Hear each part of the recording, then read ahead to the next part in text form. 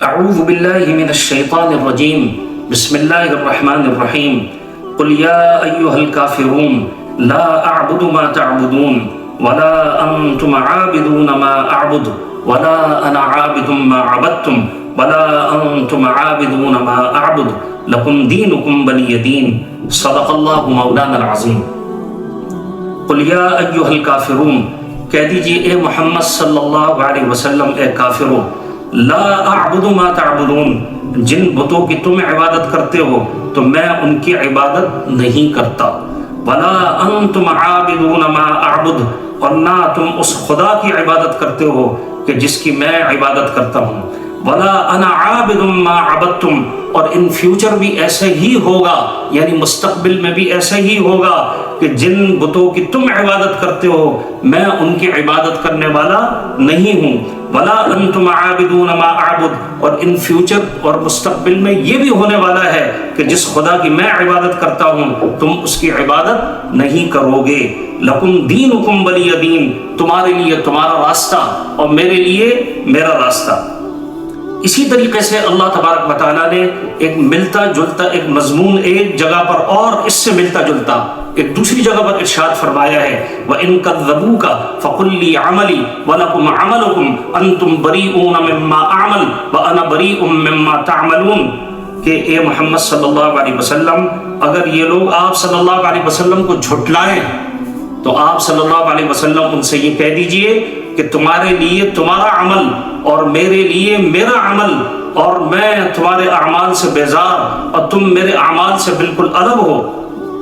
اور ایک جگہ پر اللہ تبارک و تعالیٰ نے فرمایا لنا اعمالنا ولکم اعمالکم، کہ ہمارے لیے ہمارے اعمال اور تمہارے لیے تمہارے اعمال، تو ہم ایک دوسرے کے ذمہ دار نہیں ہیں، یعنی تم اپنے عمل کے ذمہ دار ہو، تمہارا عمل تمہارے ساتھ ہے، ہمارا عمل ہمارے ساتھ ہے۔ اللہ تبارک و تعالیٰ نے اس سے ملتے جلتے مضامین قرآن کریم کے اندر اور روشنی ڈالتے ہوئے ارشاد فرمائے۔ اور یہ سورہ کافرون جو ہے اس کا شان نزول یہ ہے کہ کفار مکہ، قریش مکہ حضور پاک صلی اللہ علیہ وسلم کی خدمت میں حاضر ہوئے اور عرض کیا کہ اے محمد صلی اللہ علیہ وسلم، ہم آپ صلی اللہ علیہ وسلم کو اتنا مال جمع کر کے دے دیں گے کہ آپ صلی اللہ علیہ وسلم پورے مکہ المکرمہ میں سب سے زیادہ مالدار ہوں، اور اس کے علاوہ آپ صلی اللہ علیہ وسلم جس خاتون سے شادی کرنا چاہیں، جس لڑکی سے نکاح کرنا چاہیں تو ان سے آپ صلی اللہ علیہ وسلم کا نکاح اور شادی ہم کروا دیں گے، لیکن آپ صلی اللہ علیہ وسلم ہمارے بتوں کو برا بھلا کہنا چھوڑ دیں، اور اگر آپ صلی اللہ علیہ وسلم یہ نہیں کر سکتے تو اتنا کر لیں آپ صلی اللہ علیہ وسلم، اے محمد اتنا تو کر ہی لیں کہ 1 سال ہم آپ کے خدا کی عبادت کریں گے، اور 1 سال جو آئندہ سال ہوگا اس میں آپ صلی اللہ علیہ وسلم ہمارے معبودوں کی عبادت کریں۔ اور ایک روایت کے اندر یہ بھی آتا ہے کہ انہوں نے کہا کہ صرف تعظیماً آپ صلی اللہ علیہ وسلم ہمارے بتوں کے اوپر ہاتھ پھیر دیں تو ہم اس پہ بھی راضی ہو جائیں گے۔ حضور پاک صلی اللہ علیہ وسلم اپنے طور سے تو کوئی بات کرتے نہیں تھے، آپ صلی اللہ علیہ وسلم ہمیشہ وحی الہی کا انتظار فرماتے تھے، آپ صلی اللہ علیہ وسلم وحی الہی کے منتظر رہے، یہاں تک کہ اللہ تبارک و تعالیٰ نے اس سورت کو نازل فرمایا، اور اس میں اللہ تبارک و تعالیٰ نے ان سے مکمل طور سے براءت کا اعلان فرمایا۔ اس سورت کے اندر کفار اور ان کے شرک سے براءت کا اعلان ہے، بیزاری کا اظہار ہے۔ اسی لیے ایک صحابی آئے اور انہوں نے عرض کیا کہ یا رسول اللہ صلی اللہ علیہ وسلم، جب میں سونے کے لیے بستر پر آتا ہوں تو یا رسول اللہ مجھے کوئی ایسی پڑھنے کے لیے کوئی چیز بتا دیں کہ میں اس کو پڑھ لوں سوتے وقت۔ تو آپ صلی اللہ علیہ وسلم نے ارشاد فرمایا سورہ کافرون کی تلاوت کر لیا کرو، اس کے اندر شرک سے براءت کا اعلان ہے، بیزاری کا اظہار ہے۔ اسی طریقے سے آپ صلی اللہ علیہ وسلم سنت فجر کے اندر، یعنی فجر کی نماز سے پہلے جو 2 سنتیں پڑھی جاتی ہیں اس کے اندر آپ صلی اللہ علیہ وسلم کا اکثری معمول یہ تھا کہ آپ صلی اللہ علیہ وسلم پہلی رکعت کے اندر سورہ کافرون کی تلاوت فرمایا کرتے تھے اور دوسری رکعت کے اندر قل هو اللہ احد کی تلاوت فرمایا کرتے تھے۔ اسی طریقے سے ایک روایت کے اندر آتا ہے کہ حضرت جبیر رضی اللہ تعالیٰ عنہ ایک صحابی ہیں، انہوں نے آپ صلی اللہ علیہ وسلم کی خدمت میں حاضری دی، آپ صلی اللہ علیہ وسلم نے ان سے ارشاد فرمایا اے جبیر، کیا تم کو یہ بات پسند ہے کہ جب تم سفر کے اندر جاؤ تو تمہاری مالی حیثیت سب سے زیادہ مضبوط ہو اور تمہارا زاد راہ سب سے زیادہ اچھا ہو۔ تو انہوں نے عرض کی یا رسول اللہ صلی اللہ علیہ وسلم یہ بات مجھے بہت زیادہ پسند ہے۔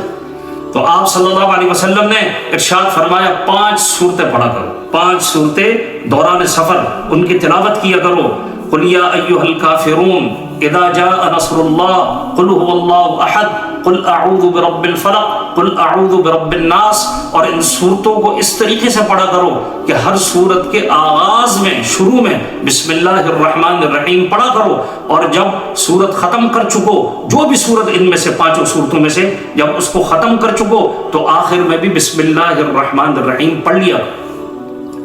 تو حضرت جبیر رضی اللہ تعالیٰ عنہ فرماتے ہیں کہ حضور پاک صلی اللہ علیہ وسلم نے جو عمل مجھے بتایا تھا میں نے اس کے اوپر عمل کرنا شروع کر دیا، اور دوران سفر میں نے ان 5 صورتوں کی تلاوت شروع کر دی۔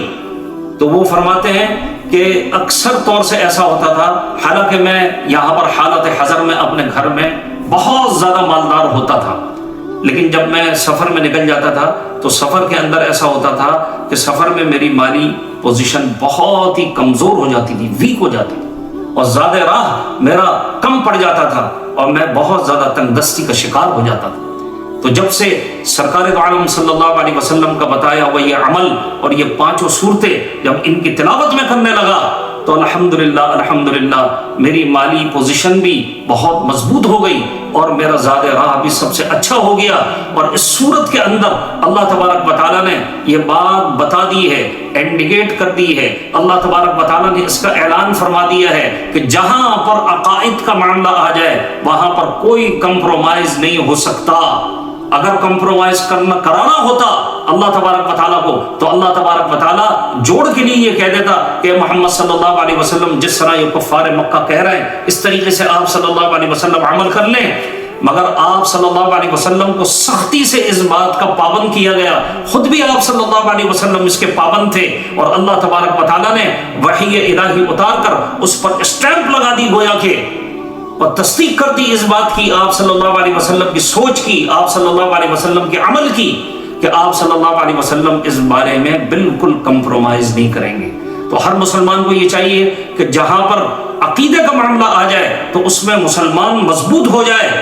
اور اس میں کسی قسم کا کوئی کمپرومائز یا کسی قسم کے احساس کمتری کا شکار نہ ہو۔ اللہ تبارک و تعالیٰ نے ہمیں بہت مبارک دین عطا فرما دیا ہے، اور اس دین کی قدر کریں، اس کی تعلیمات کو پھیلائیں اور اس کو پوری دنیا کے اندر پہنچانے کا انتظام کریں۔ اللہ تبارک و تعالیٰ تلاوت قرآن کے ذریعے سے جو برکتیں اللہ نازل فرماتا ہے اللہ تعالیٰ ہم سب کو بھی اس کا فیض پہنچا دے، اور اسی طریقے سے اللہ تبارک و تعالیٰ ہمیں قرآن کریم کا خادم بنا دے کہ ہم قرآن کریم کی تفاسیر اور اس کا ترجمہ اور اس کا مطلب دوسروں تک پہنچانے کا ذریعہ بناؤ۔ یا رب العالمین، آمین یا رب العالمین۔